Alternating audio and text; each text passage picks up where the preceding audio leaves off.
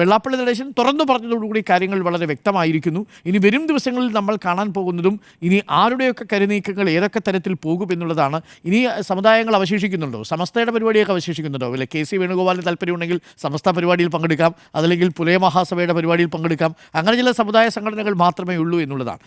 ഇതൊക്കെ ഒരർത്ഥത്തിൽ കോൺഗ്രസിൻ്റെ രാഷ്ട്രീയ സ്വഭാവമാണ് വ്യക്തമാക്കുന്നത്. അതിൽ വി ഡി സതീശൻ അന്ന് പറഞ്ഞ വാചകം ഇന്നിപ്പോൾ നമ്മളെല്ലാവരും പറയുന്നതുകൊണ്ട് വി ഡി സതീശനെ തിരിഞ്ഞു കുത്തുകയാണ്. സമുദായ നേതാക്കളുടെ തിണ്ണനിറങ്ങാനില്ല എന്ന്. പക്ഷേ ഇന്ന് വി ഡി സതീശനായിരുന്നെങ്കിൽ അത് പറയില്ല എന്നാണ് എൻ്റെ ടേക്ക്. ഇന്ന് വി ഡി സതീശൻ ആ നിലപാട് പറയാൻ സാധ്യതയില്ല. സമുദായ നേതാക്കളുടെ തിണ്ണനിറങ്ങാൻ ഞാനില്ല.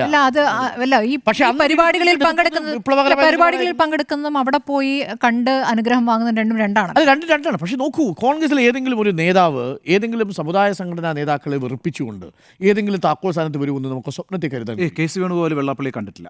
അതെ, നോക്കൂ, അവിടെ നോക്കൂ, തീരുമാനമാണ് കെ സി വേണുഗോപാൽ. പക്ഷേ കെ സി വേണുഗോപാലും വെള്ളാപ്പള്ളിയും തമ്മിലുള്ള തർക്കം ഒരു ഘട്ടത്തിലും NSS കെ സി വേണുഗോപാലും തമ്മിൽ ഉണ്ടായിട്ടില്ല. അപ്പോൾ അതിൽ മറ്റൊരു വേർഷൻ കൂടി ഉണ്ടല്ലോ സ്വാഭാവികമായി. പക്ഷേ വി ഡി സതീശൻ NSSനെ എതിർക്കുമ്പോൾ ഉണ്ടാവാവുന്ന ഒരു പ്രതിഫലനം എന്ന് പറയുന്നത് കെ സി വേണുഗോപാലും വെള്ളാപ്പള്ളിയും തമ്മിലുള്ള പ്രതിഫലനത്തെ പോലെ ആയിരിക്കില്ല.